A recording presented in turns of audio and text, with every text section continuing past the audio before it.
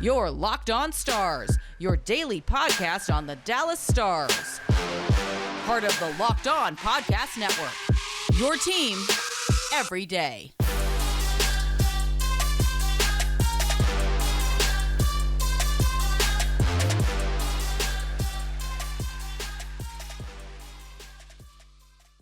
Howdy, Stars fans, and welcome to part two of my conversation with Ryan Chambers on Locked On Stars. Always a good time to catch up with our buddy Ryan over at Starcastic Remarks. I ask him what he's most looking forward to this upcoming season with the Dallas Stars. We get into some Mavrik Bourque talk, as well as the chances for the Dallas Stars to repeat as Central Division champions and plenty more. Don't want to keep you waiting any longer. Today's episode is brought to you by FanDuel. Now through September 22nd, all FanDuel customers can bet $5 and get a 3-week free trial of NFL Sunday Ticket from YouTube and YouTube TV. Visit FanDuel.com to get started. Please hit that subscribe button, hit the notification bell, never miss an episode of Locked On Stars. Without further ado, part two of my conversation with Ryan Chambers.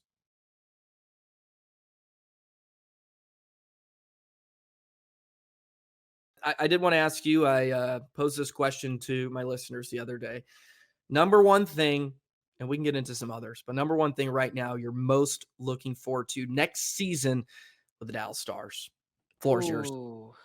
Oh, man, that's hard. Yeah, you just got to pick one, okay? Dang, man. It can't be Lyubushkin or, Lundqvist. Man, there's like 5 running in my head. Okay, I'll go with this one. So in the playoffs, the thing that I've talked about the most that bugged me the most was, and I know a lot of people hate this word, but they were missing a little bit of grit and a little bit of nastiness and a little bit of physicality. And my analysis of Jim Nill's work after the week of free agency from July 1st to July 8th, he signed a couple of other guys as well, but he goes out and gets Colin Blackwell, who is a nasty guy, to play on the fourth line. That's going to be a really good ad. I think a lot of people are going to like him. He's got a Steve Oddish kind of thing to him. That's going to be a lot of fun. And then he goes out and, he signs some right-handed defensemen. But the thing that a lot of people are overlooking about both of those guys is that between the two of them combined, both Dumba and Lyubushkin, they had over 400 hits together last season. It's all about physicality for me going into the playoffs next season. And I am most looking forward to is seeing the Stars not getting pushed over as much as they did last year. Now, it wasn't as bad, and they were able to overcome 2 years ago in the playoffs the nastiness that Minnesota was showing them in the first round series, because that was the only way that Minnesota was going to be able to win, was to basically bully the crap out of the Dallas Stars. And thankfully that they overcame that, but it did take a dent in them.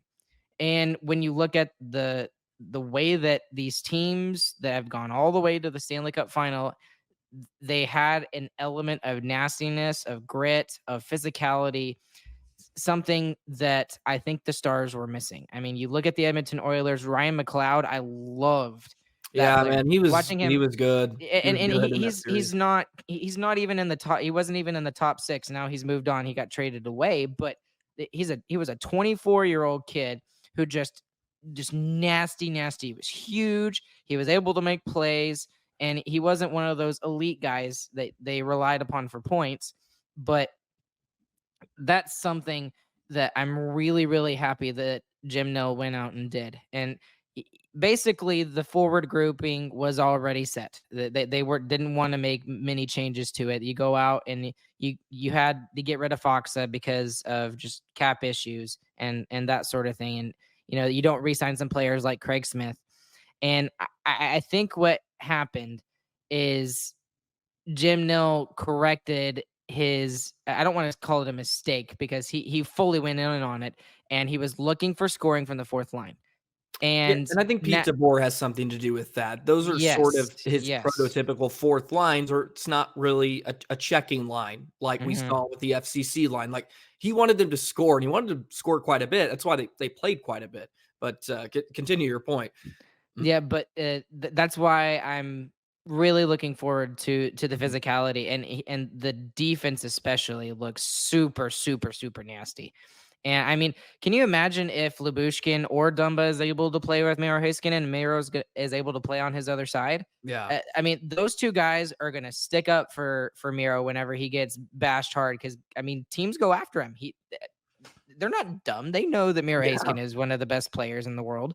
So it's nice to know that the other opposing team may take it a little bit easier on Miro Heiskanen, knowing that we've got like a Matt Dumba and a Ilya Lyubushkin, and some of these guys that can kind of stick up and really have that element of physicality and nastiness. Which, by the way, I still want Marchment to show a little bit more of, and we've seen Robo in the playoffs this past season have a little bit of nastiness to his game. So keep it going. That is the element that they were missing in the playoffs against the Edmonton Oilers. That's why the Edmonton Oilers won the series. Ultimately, was that.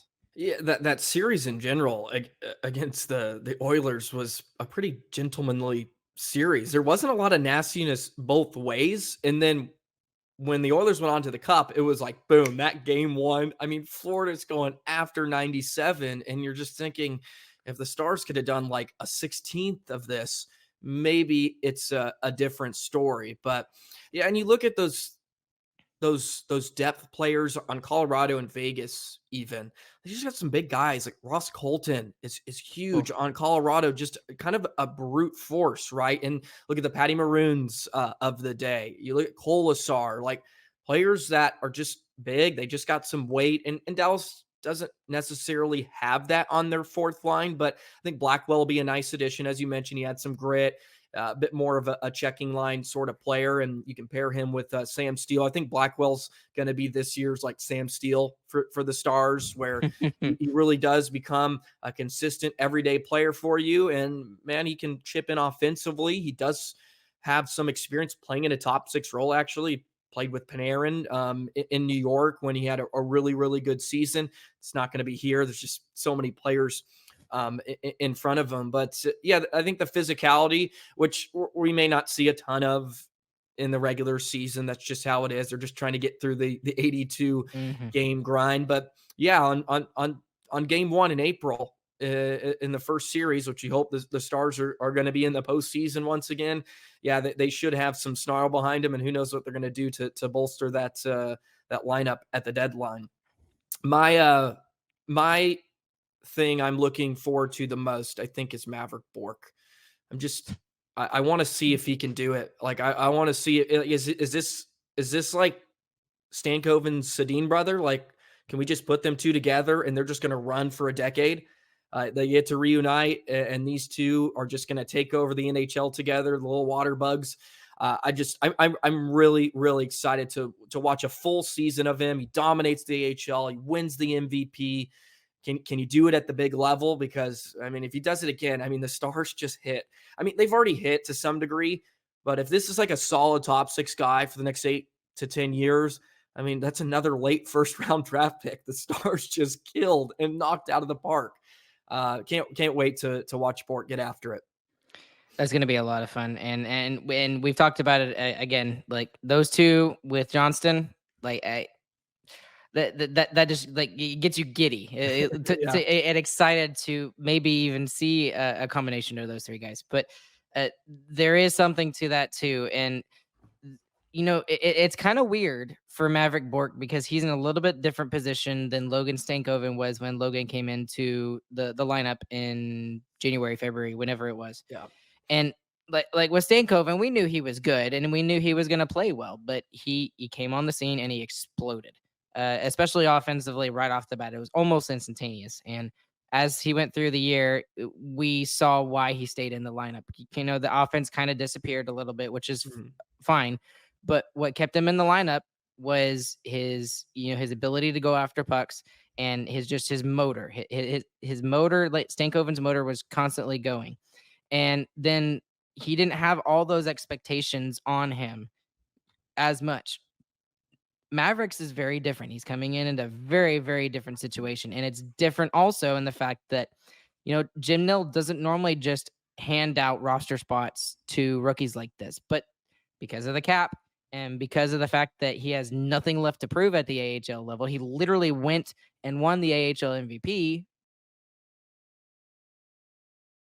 Today's episode of Locked On Stars is brought to you by FanDuel. You've heard us talk all about FanDuel, America's #1 sportsbook. Sundays are meant for watching football, and they have something a little different for you. Now through September 22nd, all FanDuel customers can bet $5 and get a 3-week free trial of NFL Sunday Ticket from YouTube and YouTube TV. Then with a YouTube TV-based plan, you'll be able to watch every regular season out of market Sunday afternoon game. All you need is a Google account and current form of payment, and you can cancel anytime. While you're on the couch watching the Cowboys just get absolutely demolished by the New Orleans Saints or whoever else that will probably happen throughout the season, you can go to FanDuel, get in on the action this Sunday. Just visit FanDuel.com, download America's #1 sportsbook.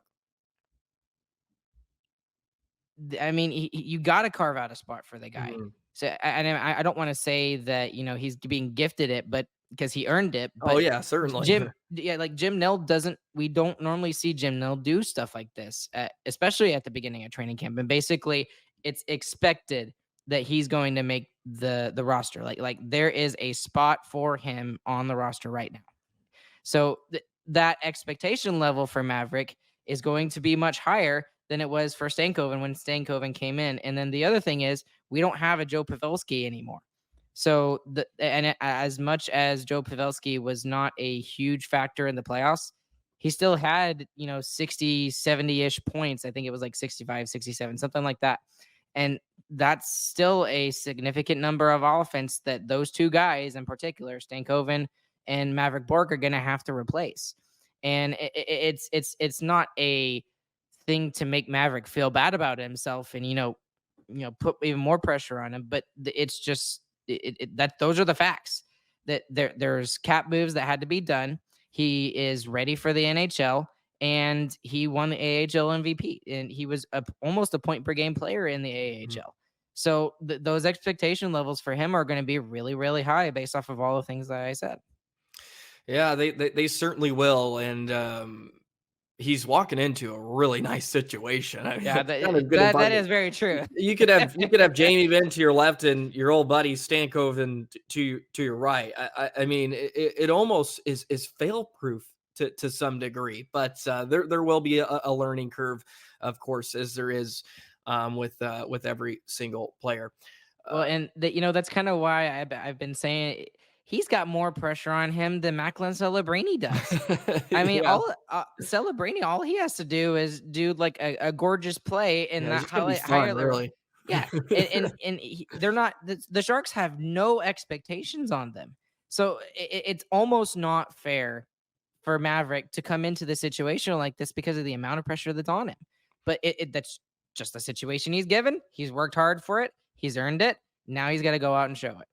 Yeah, the expectation is to win, and the Stanley Cup is the bar right now in Dallas, which is a good thing because there was a decade plus there. They were just finding themselves either on the outside looking in, or they were just inside the bubble of making the playoffs. They're starting to find themselves as that team in the top three. They're consistently there, and I'm curious, what are your thoughts on Dallas repeating as Central Division champions? They haven't done it since 99 and 2000s. Last time they went back to back, and the Central is really good. That's one of the reasons why, since they've moved over to the Central, they haven't dominated like they did the Pacific for a number of years. So do you like the chances for Dallas to repeat here? I do. I do. And it's obviously it's a little bit of recency bias, and it's always going to be like that before the season always starts. But I think what a lot of Stars fans need to understand is, first off, of course you want to win the division. You want to be that team and have home ice advantage. It's not like it did the Stars any favor in the playoffs last year, but but like ultimately you want to have that mantle and to have that kind of chutzpah about you and have that confidence going into the playoffs that you were the best team against the 7 others in your division. But ultimately, it really doesn't matter all that much if they don't get it. I mean, you get into this aura about yourself as a Stars fan, and we've been extremely blessed and lucky to have this team the way they've been the last couple of years, and going all the way back to 2020. It's been a lot of fun to watch this team the last 4 years.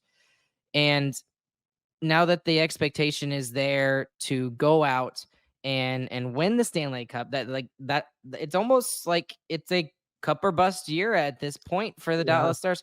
And 2 years ago that wasn't the case. We were very happy with where they were, and then last year we kind of understood that it was Edmonton's time. At least maybe I should take that back a little bit. I understood that it was Edmonton's time to kind of go on, and they weren't. And the Stars weren't ready to beat the Oilers, and the Oilers were ready to go on. But it's all about the playoffs. It really is, and they have a good chance of winning the division. But again, it's all about the playoffs. As long as they finish top 3, I could honestly care less. It's about how they do, how they are playing going into the playoffs, and that's what I'm really looking at when it comes to these division players. And side note, this division is also a lot tougher than it was last year. And like last year, it was us in Colorado. That was the only thing that anybody saw. And then surprise Winnipeg came along at the end of the season and almost took the mantle from the Stars. Yeah. So you can never count them out with Hellenbuck. You really can't. Like he can carry you through a regular season. Yes. And then now in Nashville enters the chat now, adding 80 goals onto their roster with Marchessault and Stamkos. So, and then that team's got UC Saros, and they've got they got rid of Ryan McDonough, but they've still got a lot of good defensemen on that team. Roman Josi is consistently a Norris Trophy candidate every single year, just Brady like Shea their gets in the fold there. Yeah, they're gonna have a nice back end for sure. So it's gonna be tougher. So if they don't win the division, I'm not gonna be completely upset about it. But do I kind of expect it to a certain extent? Yes. I think Dallas wants to win it. At least Pete DeBoer does. Like they've not shied away from it. Like they want to win it. And it's irritating when they lose game 1 of a playoff series every time, but they want to go out there and they want to win it, which is why I feel pretty comfortable with them almost doing it again. And and maybe they're going to start getting into this territory. They're almost like the new kid on the block where it's like, okay, like we're good now. We're going to start putting together really good regular seasons like Tampa did for a number of years, and they never got the job done. And then finally they got it. They finally got their cup. Then all the pressure is lifted off. And then Tampa is like, okay, who cares what we get as long as we get into the playoffs. And Colorado is some of that way now where it's just like, okay, we've won a cup. Like we have McKinnon, we have Rantanen, like we're going to be good. And McCarr, like don't forget about that guy either. Like, yeah, who cares what we get? Like as long as we get in, we get a decent spot, we're going to try to win a cup. And Dallas is still like kind of in that honeymoon phase. Like, oh, we get the 1 seed. And it could start to build on them if they keep doing this every single year, or they're perennial up there and they don't get over the hump, right? Like you got to win a cup. Otherwise it's like, then you turn into the Tampa Bays in that mid 2000s or mid 2010s, I should say. They're never getting it done. And Washington before Ovi got his cup was sort of that way too. You get that knock on you. So even when you win a lot, there is some connotations that come with it, which is good. I mean, like I said, this is better than a decade ago. It's certainly a lot better. Yeah, and that's one of the things I talk about all the time with my brothers is the fact that before the Stars were as good as they were in the late 90s and early 2000s, they had to learn how to lose. You have to, so you remember that feeling, and you never want to get that feeling again, right? And unfortunately, it's taken a little bit longer for the Stars than I would say for most teams. And in the back of my mind, that kind of worries me a little bit because what a lot of people don't talk about now is the sweep that Columbus did over the Tampa Bay Lightning before Tampa went back-to-back Cup champs, right? And the fact that they literally won the most games in NHL history up to that point before Boston did what they did last season. And they go into the playoffs. They look like a complete juggernaut. There's no chance that Columbus has against them. And Columbus, goes all in with, they go out and get Duchesne, and that's when they still have Panarin and Bobrovsky and all these other guys. Yeah. And they swept them. They swept the best team that the NHL had ever seen regular season wise. I want to say it was Duchesne's only playoff series win up until this past year. I think you're right. You're right. So it's extremely interesting that the Stars have learned how to lose. Like they've done it now 2 years in a row where they have been so freaking close to get to that one extra hump to get over that spot.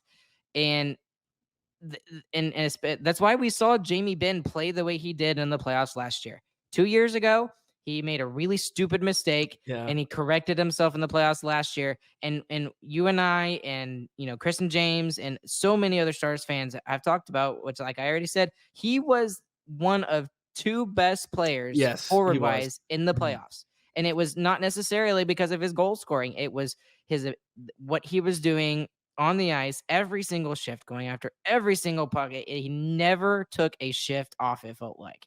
So that's what I want to see the rest of the team do. I want them to get that sense of urgency that Jamie Benn has and realize that this is it. They got to go out and get it. And again, I'll say it. For me, this is a cup or bust year. Yeah. If you don't get it this year, I really start to worry about our chances moving forward. And are we like the Toronto Maple Leafs? We're nowhere near as bad as the Toronto Maple Leafs because we can at least win playoff series. But like that aura of always missing out on the cup when you know you're good enough. Like I don't want that to happen to my team.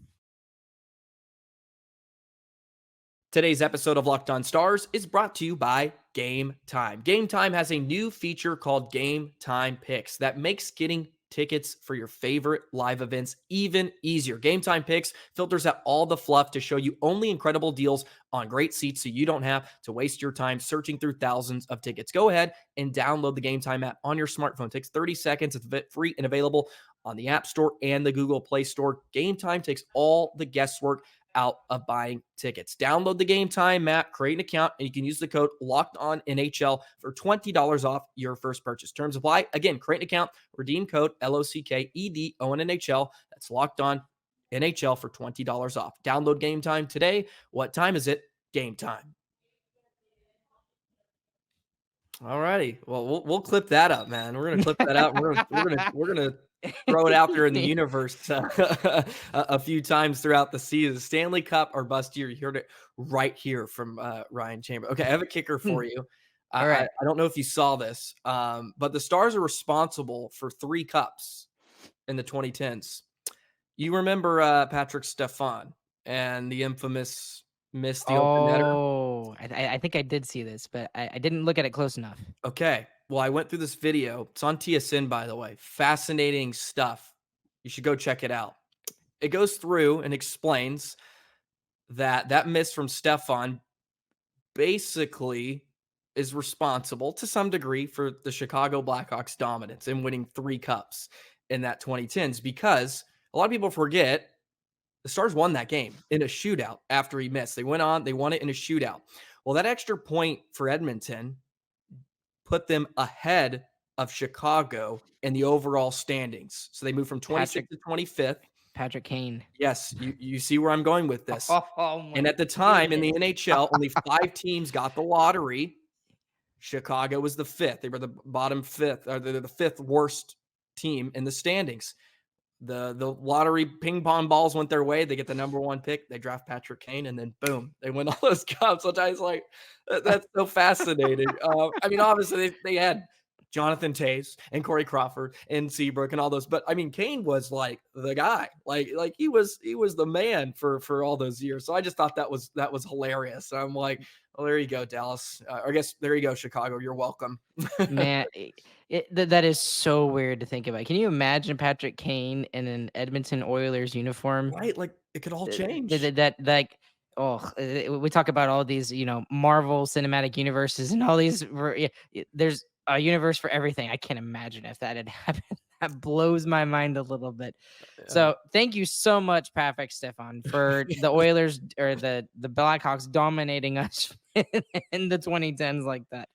Yeah, exactly. Yeah, and tough for him. He didn't get signed after that season. He ended up retiring. But I thought that was just that was really funny when I came across it. So I wanted to share it. But Ryan, man, I appreciate you coming on. Like we get an hour every time we talk hockey we, together, which is so awesome. So we I don't love it. plan on this, by the way. It just kind of happens. It just works out. Yeah, I'm like, well, maybe we'll go 30 minutes this time, but the conversation is too good. It really is. I appreciate you, hopping on after a long day. I know you had a big band rehearsal, and you're not like in a band, right? Like you teach band. Am I Yeah. correct on that? Just for Yeah, people yeah, that don't yeah. know, you're not having band rehearsal, but like the guys in the basement.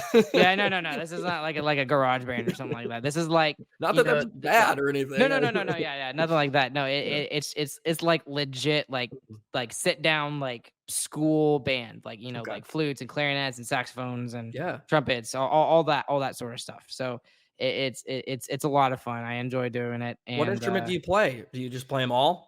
my original one was clarinet, but Okay. I've really gotten good at flute, saxophone, trumpet, and baritone, which is Very like a nice. baby tuba, basically. So Yeah, I was a trumpeter back in the day in 6th and 7th grade. I was pretty awful. I knew I was in the lowest like tiered band at the time, and that wasn't good for someone that just wanted to sort of mess around in band class at that point, because I wasn't in a band that like really mattered, at least in my eyes. I'm like, I'm in the worst band. Like I'm just gonna you're mess that around. So kid, huh? yeah, no, I have to deal with all those kids. I have to deal with all these shows. I wasn't I wasn't that kid in class. Like I was pretty good, but when it came to band, I was like, okay, yeah, this is not my calling. I kind of Right, understood that. My sister, she had the artiste, great piano player. And then my middle sister, a fantastic flute player. Like she was very good. She was one of the drum majors too back in the day. So she had the it factor, right? That's not for me. Mine is, and it wasn't playing sports either. I mean, look, I'm here talking about the Stars right now. So We got full circle. That she was the yes. Wyatt Johnston. She had the Yeah, now she's a it wonderful factor. nurse. So we all have our calling. We all have our callings in this world. But thank you so much again. Hey, share with everybody where they can find you. I know you took a few months off, but for great things. So I know you'll probably be back to a better schedule here with the season beginning. Share where everybody can find you on what platforms. So basically anywhere and everywhere, guys. It's yeah. Apple Podcasts, Spotify. I don't even think Google Podcasts is a thing anymore. But if Google Podcasts exists, we're on there. And then obviously social media again, we're everywhere: TikTok, YouTube, Facebook, X/Twitter, whatever you want to call it, Instagram, and it's at Starcastic Guard, anywhere and everywhere. And we. If you like to hear like sarcasm with between three brothers, our Yes. show is that I loved it. ridiculous. I loved it when I hopped on. That was so much fun. We had a great time.